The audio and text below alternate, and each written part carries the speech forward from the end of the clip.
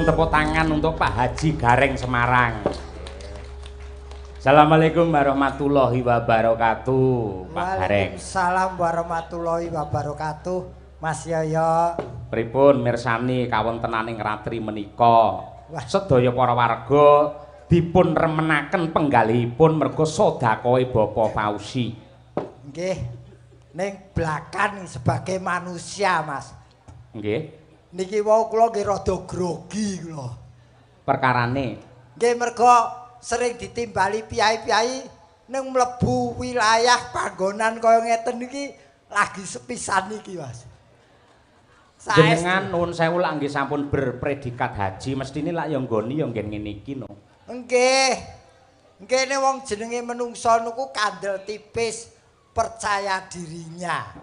Nggih. Kadang nggih pede, kadang nggih ngedrop. Ose upamane jenengan ngedrop ki tak anggap salah. Sebabe Mergane nuwun sewu karo panitia wis dilunasi sore mau. justru niku. Kok iso? Mergo pun lunas niku rada goyah kula. Mergo wong niku yen pun disembadani nggih kudu sembodo nyambut gawene. Hake wis ditampa kewajibane ya kudu ditindakake. Nggih ning wong kula niku saking omah budal bismillah nawaitune ibadah. Dadi nggih napa mawon yang terjadi saya syukuri, saya jalani. Leres yen jenengan bekerja niku niate ibadah niku bener, mergo pangandikane para pinter, bekerja itu adalah ibadah, dene rejeki itu adalah jatah, insyaallah uripe barokah ngoten. Amin. Nggih. Ning kula nate protes, Mas. Pripun? Dadi wong gesang teng donya niku miturut kula sing disebut takdir niku nggih kelahiran dan kematian. Kok saged? Nek yen bab rejeki niku nasib. Dadi enten to wong ora gelem nyambut gawe terus kahanane ora ana apa-apa terus berdalih iki takdirku kuwi kliru. Kuwi nasibmu mergo nasibmu sing gawe ya kowe dhewe. Nggih. Ngoten lho, Mas. Mula nuwun sewu, Tuhan tidak akan merubah nasib manusia ketika manusia itu sendiri tidak merubahnya. Niku sing kula karepke. Nggih, ngoten niku. Mula kula rewangi kaya ngeten iki nggih ngrubah nasib kula. Lah nggih kula nggumun ning atasipun Haji, nyatane putrane ya wis mentas kabeh, wis palakrama kabeh. Kabeh do dandan cantik ganteng jenengan kok dicelorengi raine iki ngopo? Apa gunanya ganteng, apa gunanya cantik kalau tidak pakai rezeki? Sing penting niku sama dengannya, Mas, sama dengannya yang didapat rezeki yang halal. Amin. Lho ngeten iki, lho wong ajeng ngarani napa mon terserah. Rezeki niku nggih nuwun sewu nggih, Mas. Nggih. Apapun profesimu, tekunilah dan syukurilah. Paling tidak, walaupun tidak membuat kamu kaya raya, paling tidak kamu akan mengerti arti hidup di dunia ini. Betul, nggih. Aku jane wis sak level lho karo Pak Ustad ki. Kowe iki aja gleleng. Sak sampeyan sak aku iso sak level karo Pak Fauzi iki lho. Lho kok sik to. Guru ki ora kudu mulang ning papan panggonan kelas utawa madrasah ngono ki ora. Ning omah ku ya guru, Mas. Kok iso ning omah guru? Loh, guru tumraping keluarga khususé anak-anak. Nggih. Ora usah apa ki ngekeki piwulang ngono, ngekeki contoh sing apik kuwi ya guru. Betul, betul. Nggih. Aku ki mbuh aku ki ngene iki. Aku anggere lunas tas-tas lho, Mas. Aku wis apal angger piyai cerdas kaya sampean ngono kuwi mesti mesti njaluk taun ngarep ditanggap meneh kuwi mesti ora. Lho aku ora njaluk ya cuma mengharap. Yen njaluk ki ana anu lho Mas, ana lagune pemaksaan. Njaluk pemaksaane yen mengharap ki ora meksa. Oh, nggih. Iki nuwun sewu ki iki omong karo wong pinter iki kudu rada cerdas sithik. Jadi sampean berharap mawon, ora njaluk. Nggih. Nuwun sewu pamane kok njur taun ngarep niku Pak Ustadz Fauzi lali kesupen mboten wayangan, lajeng kula njaluk Pak monggo wayangan, terus wayangan tenan sampean ra melu sok mergo aku njaluk kuwi. Sik to, Pak Ustadz ki lak kagungan garwa. Nggih Budini. Garwa kuwi mung tugase ngelingke sing kakung, yen sing kakung lali garwane sing ngelingke. Kok terus nyampluk karo Budini iki piye? Witekno. Mosok Pak Ustadz ngundang aku ora katut. Ning wau Budini sampun paring dawuh tenang mawon Mas Gareng. Insya Allah setiap tahun tetep wayangan ning nuwun sewu wayangan klasik tanpa dagelan. Nggih nyuwun pangapunten Pak Ustadz. Miturut dawuhipun para pinisepuh wayangan tanpa gareng udan deres, Pak. Waduh. Apa kowe iki terus dewani udan apa piye ora? Tekno ana wong nganggur ra mbok jak kok. Nggih. Aku ki siji sing tak pikir. Napa? Dadi ki tembung salah ning kaprah mula aku ya iki ana istilah milad. Leres. Nadyan artine ya ulang tahun ning jane ulang tahun ki salah kaprah. Kok saged? Ulang tahun lho, tahun kok diulangi lah umure ora muda-muda to, Mas.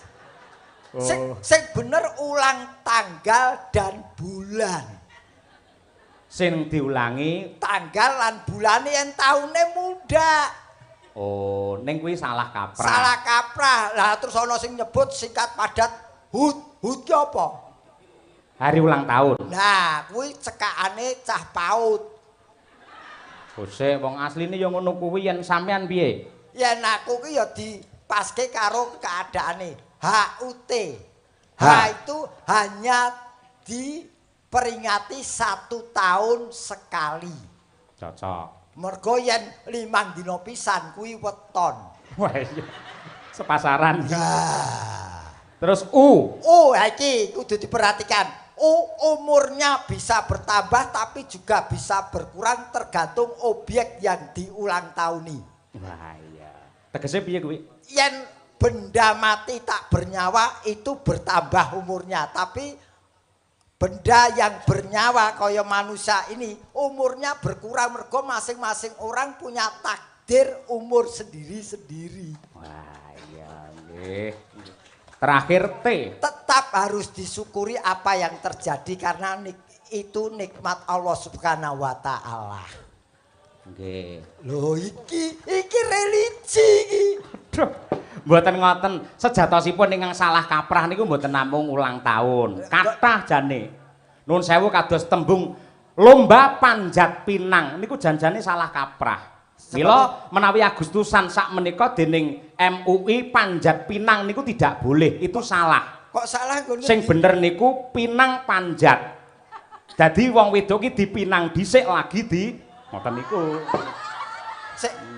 Pertanyaane pinang kuwi tegese apa? Dipinangi ya tegese dipek. Dipek kuwi resmi apa ora? Ya mestine resmi no. Oh, mergo saiki akeh sing palsu e. Waduh. Iya, Yuswane Bapak Fauzi ke-49. Ini 49 menandakan beliau itu mau menginjak ke umur 50 atau basa Jawane 50. Beliau itu malah disiki 50 yen cara biyen ana sing ngarteke 50. 50 ki senengo keton. Keton kuwi nganggo peci kuwi apa kuwi pakaian atau untuk alat sembahyang. Dadi umur 50 kudu seneng keton, seneng ibadah, salat. Nggih. Beda yen kaya aku wis sewidak. Maknane swidak? Sejatine wis cedhak. Amin. Loh, aku ora wong kuwi takdir Gusti Allah kok, Mas. Iya. Tetep saya syukuri dan saya mempersiapkan diri. Nggih, ning ya tetep jenengan kula dongake panjang yuswa. Amin. Umure dawa. Amin ya Allah. Dadi sok upamane wong sak donya iki wis entek sampeyan urip dhewe. Jare pengen panjang yuswa. Mone ngono kebangetan kuwi. Pokoke nek aku urip dhewe ketil-ketil arep jajan kopi ning ndi.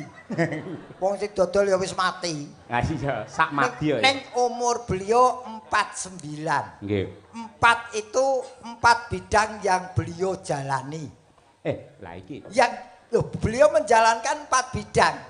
Apa saja? Agama, sosial, ekonomi dan budaya. Wah, iki. Iki sing marai larang ya iki Gareng. Ayo. Larang piye wis mbok kethok barang kok. Ora tak kethok. Tak longi. Iki 9. 9 itu doa kita bersama untuk beliau.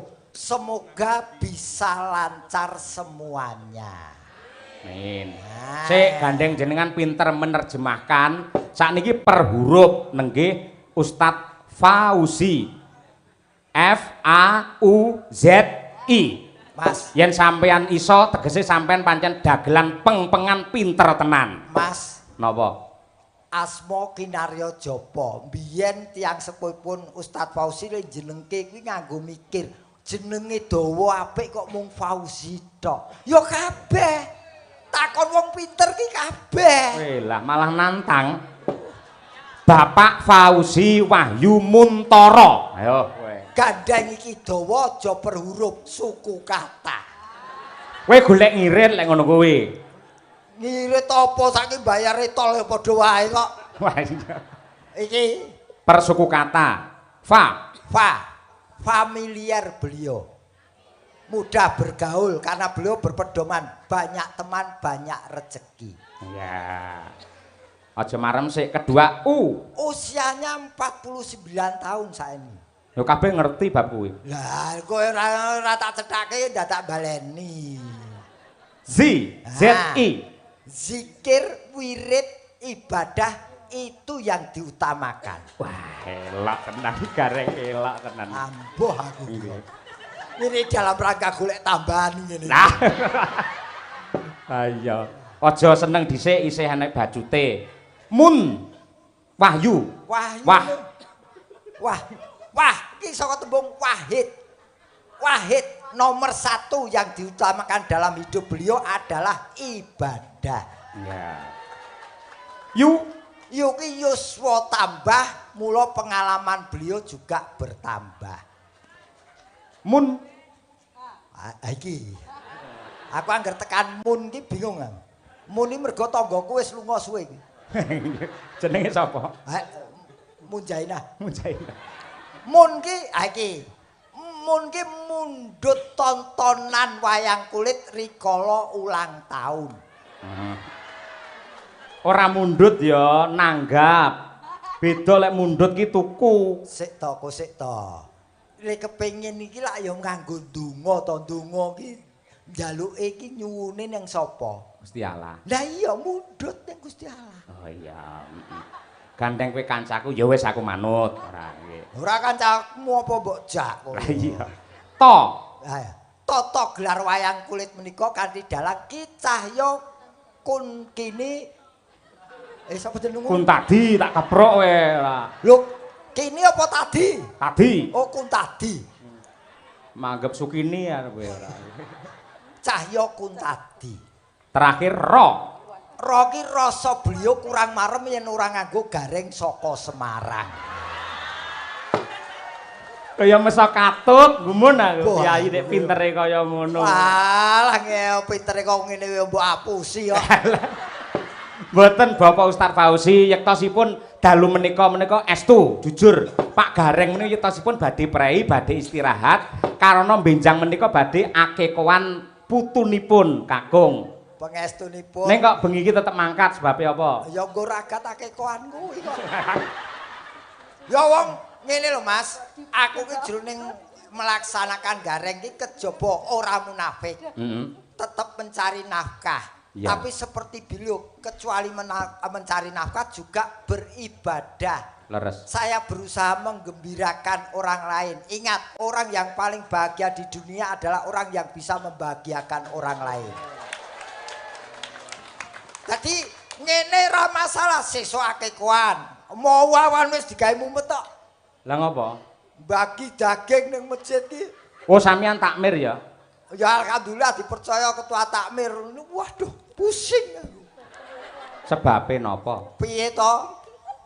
Idul Adha dina apa? Jumat. Rebo ki lagi entuk sapi siji wedhuse 7. Padahal jamaah nggonku ki akeh mumet, Mas. Wis pengurus takon donga kabeh takon wiritan. Terus? Lho wiritan lho kok mburiku ki lho wiritane iki malah neka-neka. Piye? Wedhus sapi, wedhus sapi, wedhus sapi. Ku ya ndonga lho. Malah mandi. Lah iya. Lah kok alhamdulillah hari hanya bisa mendapatkan 4 sapi 25 ekor kambing. 4 sapi salah satunya sumbangan dari Gareng Semarang. Kowe ora ngerti yen aku bar mantu to. Ora, aku igur takon ngono lho. Takon apa Lah lek mantu hubungane apa? Wong akeh-akeh kowe lek mantu malah bathi ngono kowe. Bathi apa? Yen bathi ora tak rewangi bar mantu terus garek. Bathi dulur tegese. Nah, ora masalah kabeh iki kanggo keluarga. Kaya beliau ini malah lebih luas. Beliau nanggap wayang ora mung kanggo diri pribadi, ora mung kanggo keluarga, uga kanggo masyarakat sekitar sini. Nggih, Ini yang luar biasa. Kula selani nggih Mas Gareng. Nggih. Gandeng menika dawuhipun saking Bapak Ustadz Fauzi dipun katai tembang-tembang religi. Lah niki seneng kula. Ah, nggih. Kula religine isone sing lawas-lawas tok. Nggih. Dadi religi kula weton riyin sing didamel karena dulu itu tidak seperti ini, religinya itu lebih apa ya, lebih terselubung. Oh, ngaten. Kayak enten to riyin nganggene santiswaran. Upamane. Kalau dulu itu siar agama pakai santiswaran, tidak seperti sekarang hadroh gitu. Nggih. Aja nika. Nggih. Aja nyembah kayu watu, nyembah Kang Maha Suci. Kayu watu iku papaning brahala, setan priprayangan nuntun mring neraka jahanam. Nyembah pangeran to kang peparing nugraha, duh Gusti ingkang mulya pangeran maha kawasa, paring sandang paring buka nuntun marang swarga loka. Nadyan tembang Jawa ning ya kuwi amar makruf nahi mungkar lho kuwi. Ning pancen kala rumiyin tidak terbuka seperti sekarang. Jadi penyebutannya pun masih samar-samar. Karena memang zaman dulu lain dengan zaman sekarang. Leres. Ngoten yen sakniki kula kalah kali cah nom-nom ngeten iki. Lah sakniki kalih ngaturaken hiburan ugi kalian ndongaaken Bapak Fauzi lan sedaya para rawuh ingkang kepareng nenggani dalu menika. Ngaten Mas. Mugi-mugi Bapak Fauzi lan sedaya para lenggah tansah pinaringan sehat lan ugi putra-putrinipun soleh lan soleka. Amin amin ya Allah. Amin. Tembangipun utawi lagunipun Alamate Anak Soleh nggih Pak Gareng. Alamate Anak Soleh niku teng Karangayu Semarang cedhak Simpang 5 mriku. Kok ngono? Anake Soleh niku manggone itu mriku. Tak kira ning Kediri ora ya. Nyuwun dumateng Ibu Ustadzah Sukesi Rahayu. Oh iya. Nggih. Obi, nggih diaturake. Nggih. Nggih. Assalamualaikum ya Umi Sukesi. Waalaikumsalam warahmatullahi wabarakatuh. Ya Abi Cahyo Kuntadi. Wah, nggih. Umi apa? Lah ning panggung kene mesra to. Ha. Lah pas ning omah tur ora duwe dhuwit nyeluk aku ora abi ning babi. Kowe ngundang bojomu mau Umi. Umi. Aku ngundang bojoku ning omah Ubi. Ubi panganan. Oh lho bojoku gedhi. Oh iya. Lemu. Aja sia-sia. Ora sia-sia wong sing tak gunake kok sia. Waduh. Ayo. Monggo Bu Sukesi kangge panglipur pencerahan untuk sedaya ingkang kepareng rawuh lumantar Alamate Anak Soleh. Mangga. Alamate Anak Soleh iku papat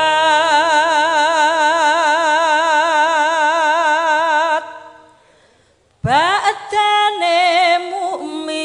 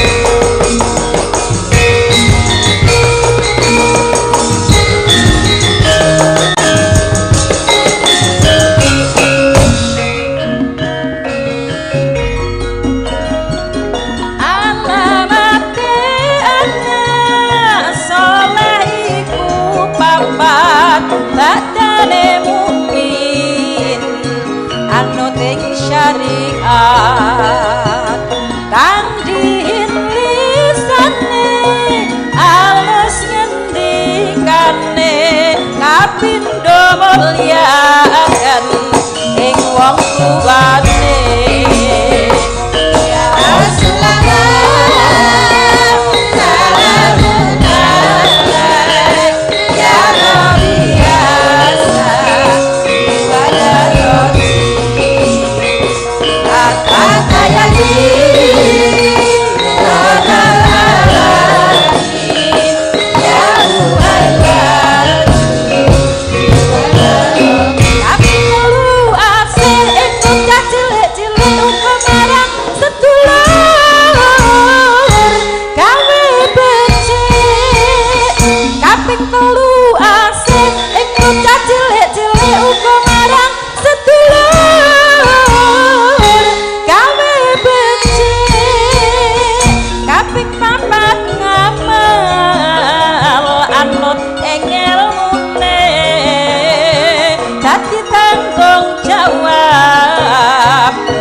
ngawulane kaping papat ngamal anut ing ilmune dadi tanggung jawab ora ngawulane iki saking ulama awe pitutur alamane bocah dadi becik iku saking ulama awe pitutur alamane bocah dadi jujur muga-muga kita bisa ngelampaui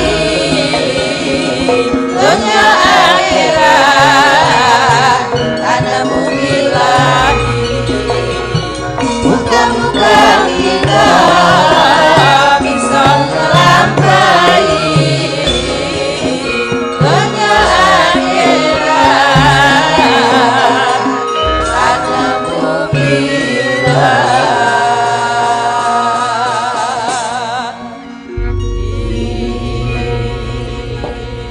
Matur sembah nuwun. Bu Kesi matur dhisik karo Bapak Ustaz Fauzi mliginipun dumateng Ibu Dini. Ha. Panjenengane sing rasan-rasan ana dalem pamane wayangan piye Pak? Akhire kasembatan ya Bu Dini kuwi. Nggih. Alhamdulillah wa syukurillah dalu niki kula sak kanca sampun dipun timbali nglipur keluarga besar Samira Group mriki kalian Bapak Ustadz Fauzi lan Umi Dini. Terima kasih Umi. Secara tidak sengaja bulan Januari kemarin saya umroh bersama mitra Samira dan saya bertemu penjenengan di Madinah, kita foto bersama. Alhamdulillah malam hari ini adalah malam beruntung bagi kami semua, khususnya saya dan suami saya Mas Cahyo Kuntadi. Terima kasih. Dumateng Bu Dini menawi bojo kula sok kenal. Loh, tenan kok. Tenan ya Bu ya. Tenan, iku mbiyen pas Januari kalau nggak salah ambasadornya siapa itu? Citra Kirana. Aku ketemu salaman foto pas neng gone iku lho Pak, kebun kurma. Oh iya. Jadi memang luar biasa jamaah Samira itu memang mendunia, saya menyaksikan sendiri. Khususnya kemarin saya ikut travelnya agennya Mbak itu loh. Mbak Sulis. Mbak Nuri, terima kasih Mbak Nuri. Besok lagi Mbak ya. Tak kira Sulis Eva udu.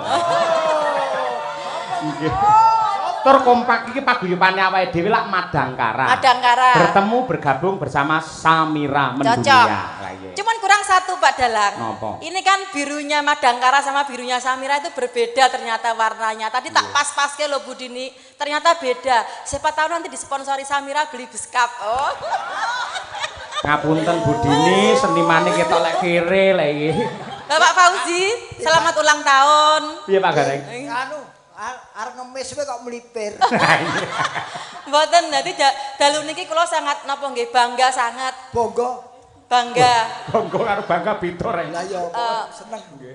Atase Samira aja nggih, Samira mawon kersa nanggap wayang, nguri-nguri kabudayan, lumantar Bapak Fauzi ingkang dalu niki ambal warsa ingkang 39 tahun. 49.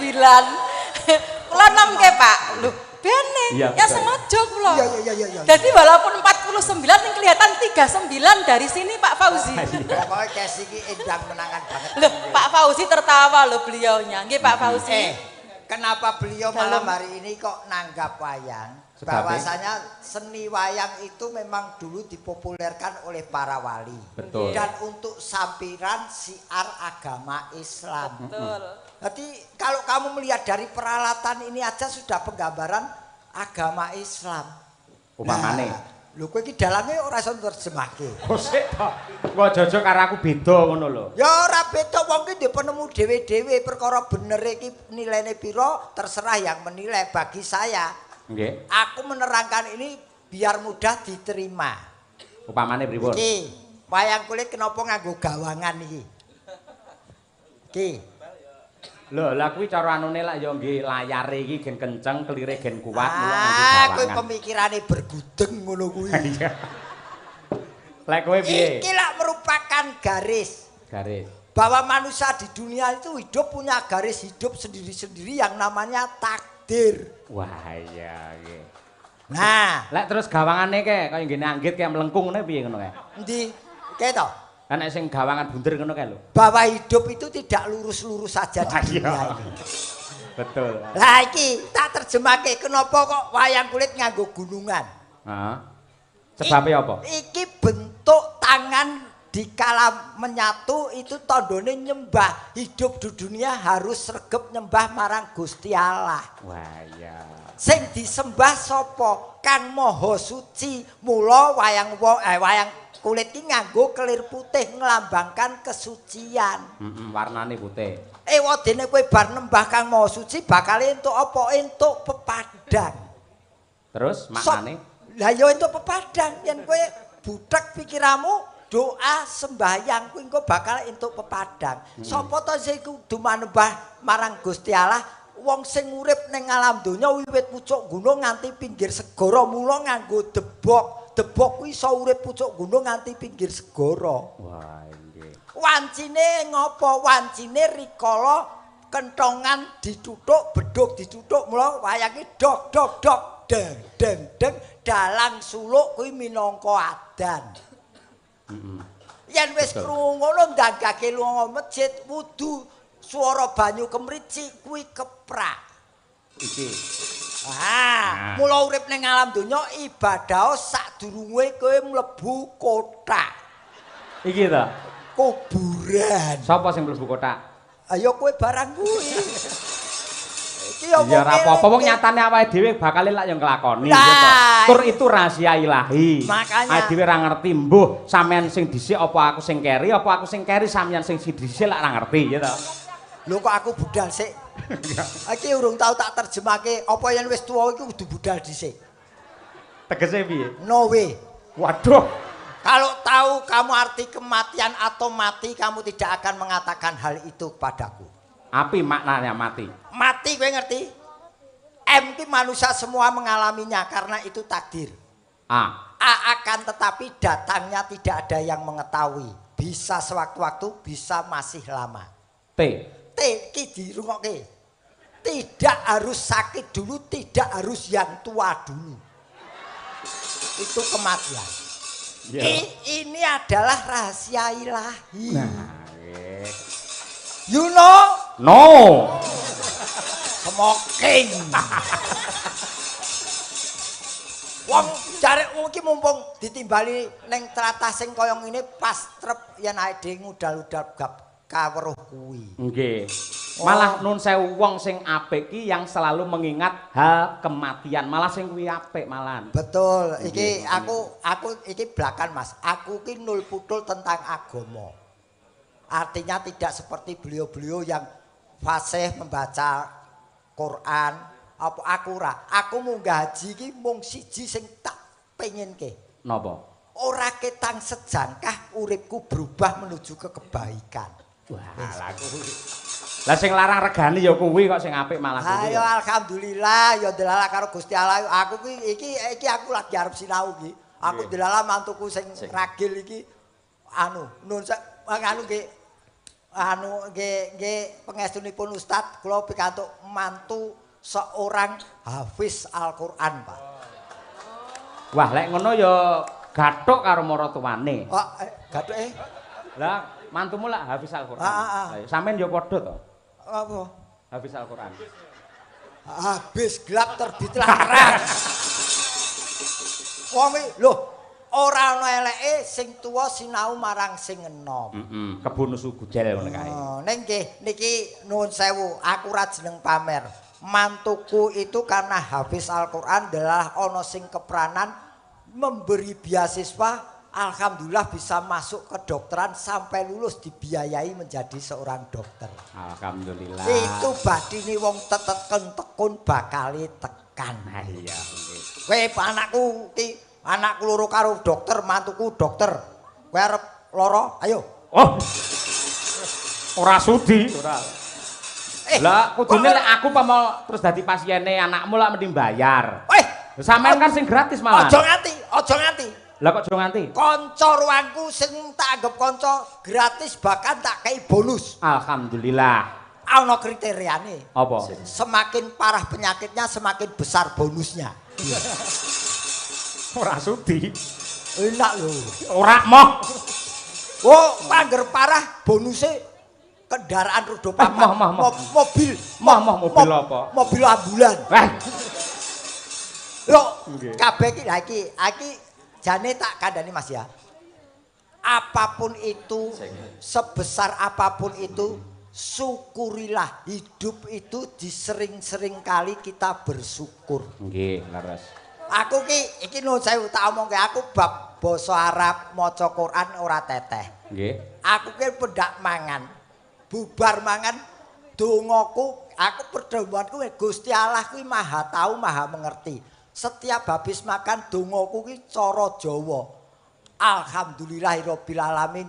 Ya Allah matur nuwun paringi rejeki, nikmat, sehat, alhamdulillah. Titik. Nggih. Luar biasa. Lan nuwun sewu nggih menawi ngrembak Bapak Ustadz Fauzi menika walah nuwun sewu mboten wonten telase babakan kebaikan beliau. Nggih. Dalu menika kejawi dipun hibur mawi wayang kulit kaliyan panjenengan. Ugi menawi wonten bejane awak menika sampun kathah wujudipun door prize utawi hadiah. Aja gelem. Lah ngopo? Kelaran kuwi. Marake lara kuwi. Kok iso marake lara? Door kuwi bahasa Inggris. Bojoone apa? Indonesiane apa? Door ku ya tembak. Dorok tembak. Wah, lawang. Wah, desa banget. Wah, kulino ngrungokke lagu dangdut. Oh iya lawang. Dor kuwi lawang. Ki lak door kuwi lawang, press ki kecepit lawang. Ben adene kecepit ning seneng kok iki bakal ya. Nat. Sing entuk door press ki lho, sing entuk door press. Tuh lambemu karo atimu ra padha. Lah lek entuk hadiah lah ya seneng to, Rek. Ora. Oh, ning iki memang betul-betul totalitas dalam menyelenggarakan pagelaran malam hari. Ning percaya ora lokak saya kebak tenan kaya Pak. Door press lho tumpuk-tumpuk lho kuwi ana sing yoga tak kira. Tak kira ku ya door press to. Malah dibagi nun sewu ingkang sesen limbukan wonten ingkang sesen gara-gara wonten. Menawi hadiah ingkang sampun kemawis rata-rata di limbukan, namun kalau hadiah umroh gratis harus tirakat dulu, prihatin dulu, melek dulu ngantek gara-gara jam 3. Amin. Jadi pengen umroh ya kudu rekoso nyatane 30 juta ya biasanya. Kalau ini yang keluar hadiahnya ada diantaranya sulap jer. Apa? Sulap jer. Sing nggo nanak nasi iki lho. Magijer. Lah ya magic iki sulap. Sulap jer. Iya. Lambene tekan ndi ora kare. Nyuwun pangapunten. Monggo Bapak nggih. Aku lak dikai. Perangan ingkang sepisan kasuwun kalih undian. Dipun pendhet kalian Pak Reza. 2 diambil Ibu Fani dan 2 Pak Joko Saryono. Yang bersangkutan untuk mengambil undian dulu. Monggo Bapak. Monggo Bapak.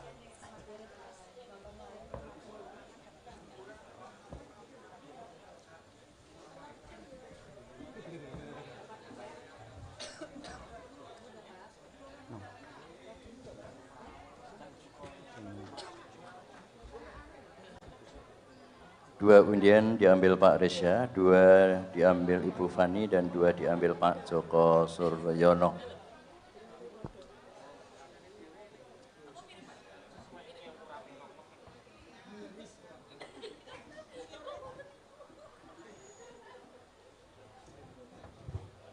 Awakmu entuk undian ra reng mau? Ngisi ora fon mau. Undian harap. Monggo Bapak, nggih, gaturan mendhet.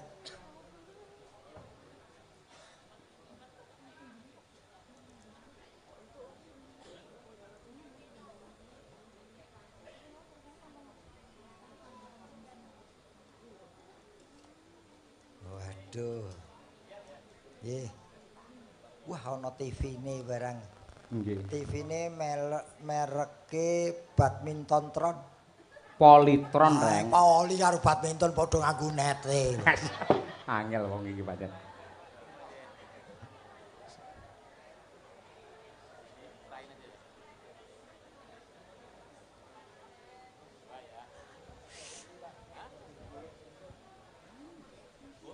Ning tetep ingkang hadiah umroh mangke nggih goro-goro. Nggih, sabar. Nggih.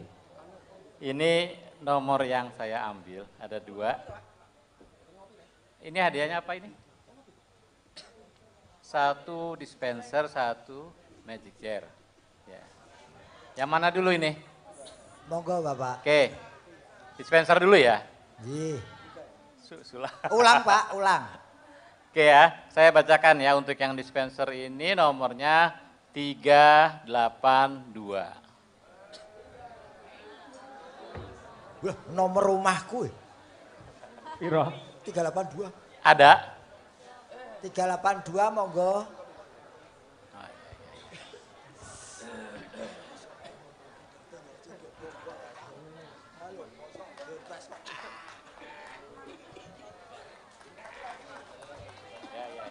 Iya, alhamdulillah. Ya ini 382 ya, sudah ada nomornya ya. Pak siapa? Pak Purwanto. Oke. Lanjut ya, yang nomor 2 yang magic jar itu nomornya 779. Ada, dilihat nomornya masing-masing.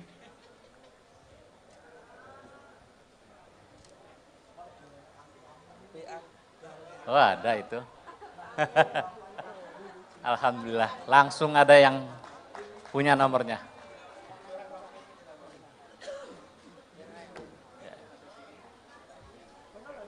Iya, 779 benar.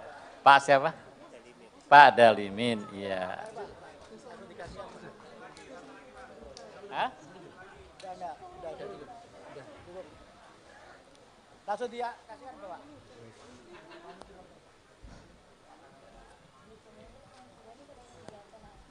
Kali itu 1 ya. 2 lagi. Ya, terima kasih yang sudah beruntung 2. Berlanjut untuk 2 diambil Ibu Fani. Mengambil 2 Ibu Fani. Pak? Oh, Pak Joko ya.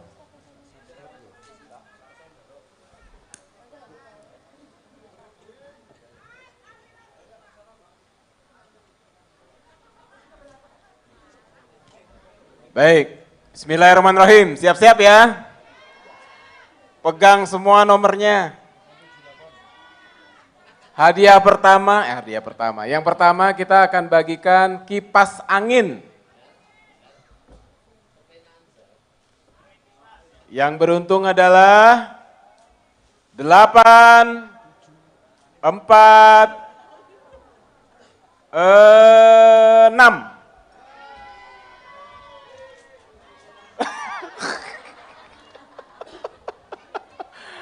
846 kipas angin. Naik situ Mbak, naik situ. Mana nomornya? Podo enggak? Oh podo. Yang kedua, kompor gas.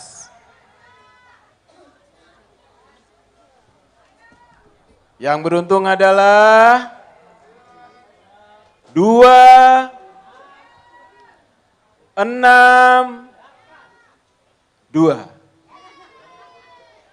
Siapa? 262. 1, 2. Ada? Batal? Lagi? Oh ada, itu ada. Lari, hitungan ke 1. Anaknya sopo iki? Oh iya, monggo Mas. Di atas. Oke. Iya. Oke.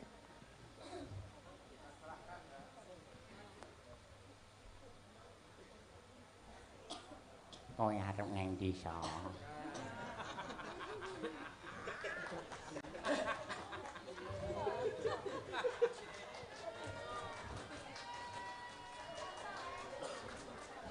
Ya, terima kasih. 2 undian sudah.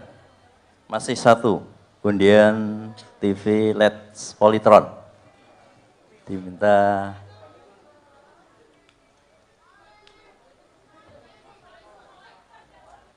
Nggih, Pak Murtadmo.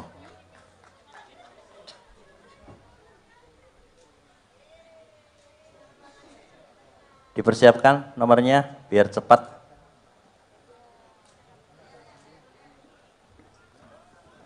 Terima kasih.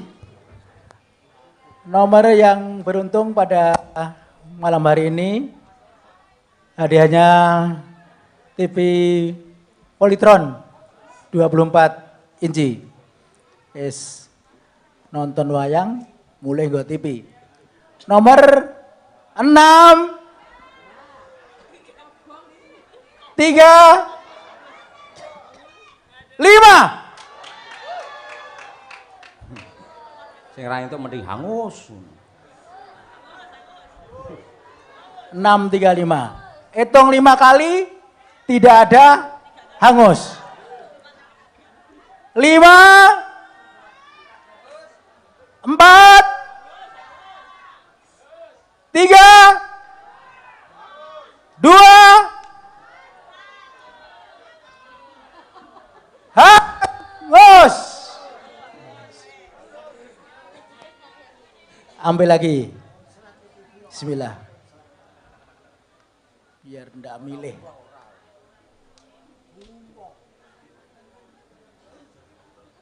Yang nomornya kecil.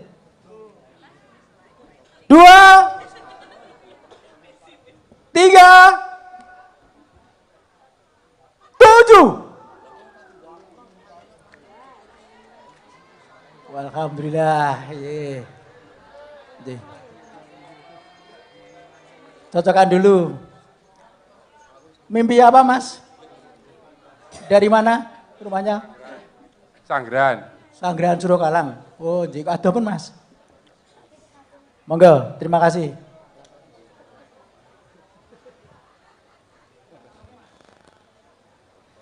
Ya, terima kasih.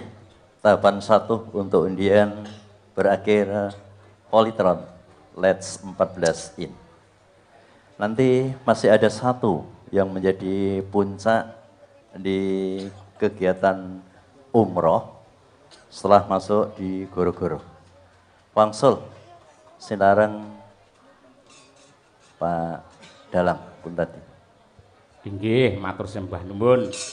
Mugi-mugi dados barokah dumateng sedayanipun ning sampun nampi hadiah. Ya, Pak Gareng. Nun. Ripalungguhan iki gandeng sing dikersake akeh sing tembang religi pisan kas ya. Nggih, Mas. Engko dibacut ning nggon goro-goro. Oh, derek, nggih. Sluku bathok. Baya. Ingkang ngastos sinten? Kula nyuwun dumateng Mbak Winong Melih, Mbak Birgita kalian Mbak Dian Munasiroh. Ayo. Diaturake marang sedaya yang kepara lenggah Wabil khusus dumateng Bapak Ustadz Fauzi sekalian Ibu Dini. Mugi-mugi saged kinarya panglipuring penggalih. Amin, amin, amin. Monggo Ca dipun aturaken sluku bathok dados. Thank you.